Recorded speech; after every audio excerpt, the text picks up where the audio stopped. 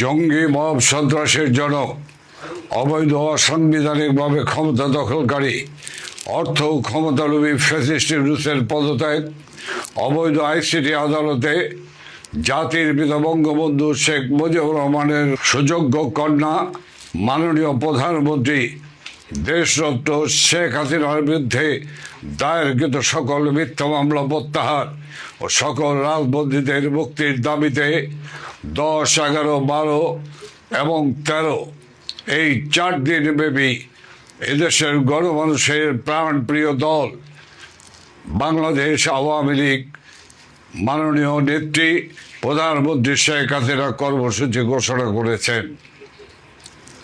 10, 11, 12 এবং 13 সারা বাংলাদেশের সকল জেলা এবং উপজেলায় প্রতিবাদ এবং বিক্ষোভ অনুষ্ঠিত হচ্ছে এবং হবে। 13 তারিখ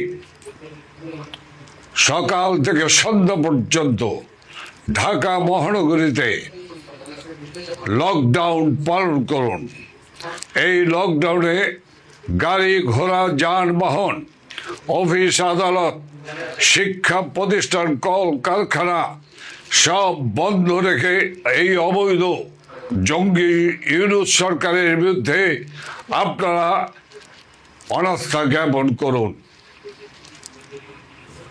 এই কর্মসূচি পালন করতে গিয়ে ইতিমধ্যে আমরা লক্ষ্য করছি সারা দেশের সকল আপাম জনসাধারণ এক গণজাগরণ সৃষ্টি করেছে। এই গণজাগরণের মধ্য দিয়ে আজকে বাংলাদেশে গতদিন যে কর্মসূচি পালিত হয়েছে, আজকে সারাদিন যে কর্মসূচি পালিত হয়েছে, এর মধ্য দিয়ে এই অবৈধ সরকারের টনক নড়েছে। পায়ের তলার মাটি আজকে টলায়মান। আর সেই কারণেই হিংস্র হায়নার মতো ঝাঁপিয়ে পড়েছে আন্দোলনকারী এবং সাধারণ মানুষের উপরে ঝাঁপিয়ে পড়েছে।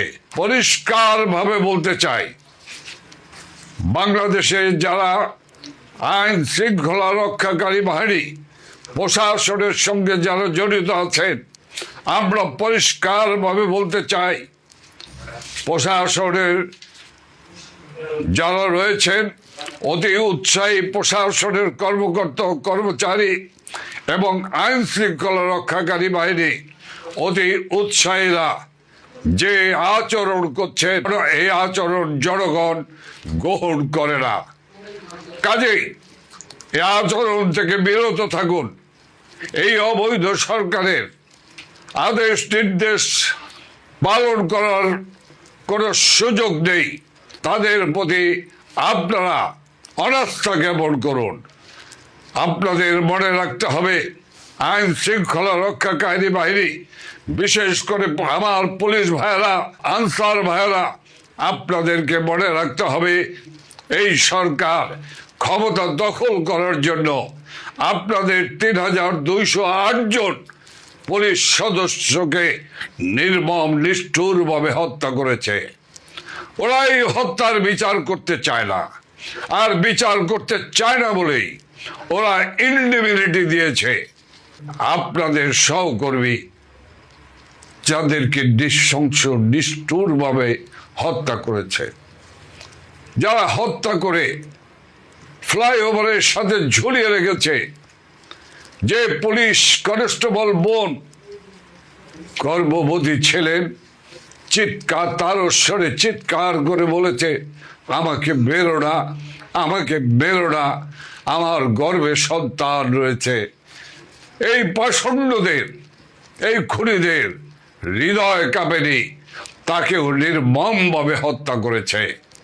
কাজে সেই হত্যাকারীদের আদেশ নির্দেশ আপনারা পালন করবেন কি করবেন না, সেটি আপনাদের সিদ্ধান্ত। মনে রাখতে হবে, এই বাংলার জনগণ এই অবৈধ সরকারকে কোনোভাবেই গ্রহণ করেনি। কাজেই সেই সরকারের আদেশ নির্দেশ পালন করার কোনো সুযোগ নেই। আমি পরিষ্কারভাবে বলতে চাই, যে আইসিটি আদালত যুদ্ধ অপরাধীদের বিচার করা হয়েছে, সেই আইসিটি অবৈধ সরকারের অবৈধ আইসিটি আদালত। সে আদালতে কোনদিন একজন সফল প্রধানমন্ত্রী আধুনিক বাংলাদেশের রূপকার শেখ হাসিনার বিচার করতে পারে না, বিচারের রায় দিতে পারে না। বিচার করবে বাংলার জনগণ। বিচারের আদালত হলো বাংলার জনগণ এবং দেশে একটি দল নিরপেক্ষ তত্ত্বাবধায়ক সরকারের অধীনে একটি নির্বাচনী হলো বিচারের মাপকাঠি। আমি পরিষ্কারভাবে বলতে চাই, এই আইসিটি আদালতকে যেভাবে ব্যবহার করা হচ্ছে প্রতিপক্ষকে ধ্বংস করার কাজে, এই আইসিটি আদালতে যে আইসিটি আদালতে যুদ্ধ অপরাধীদের বিচার করা হয়েছে, কাজেই ওই আদালতে স্বাধীনতা সার্বভৌমত্ব রক্ষাকারী সশস্ত্র বাহিনীর সদস্যদের বিচার হতে পারে না। সেনাবাহিনীর কোন সদস্য ওই কোর্টে হাজিরা দেবে না। বাংলাদেশের আইসিটি আদালত এই মুহূর্তে বন্ধ করতে হবে। সকল রাজবন্দী সহ সেনাবাহিনীর সকল সদস্যদের মুক্তি দিতেই হবে। আমি আপামর জনসাধারণকে, বিশেষ করে ঢাকা মহানগরের সকল মানুষের কাছে আমি আকুল আবেদন জানাচ্ছি, আসুন 13ই নভেম্বর বৃহস্পতিবার সকাল সন্ধ্যা লকডাউনকে সফল করুন। এই লকডাউনের সফলতার মধ্য দিয়ে আমরা আন্দোলনকে, এই জাগরণকে আমরা জাতীয় জাগরণে পরিণত করে আমরা এই সরকারকে পদত্যাগে বাধ্য করব।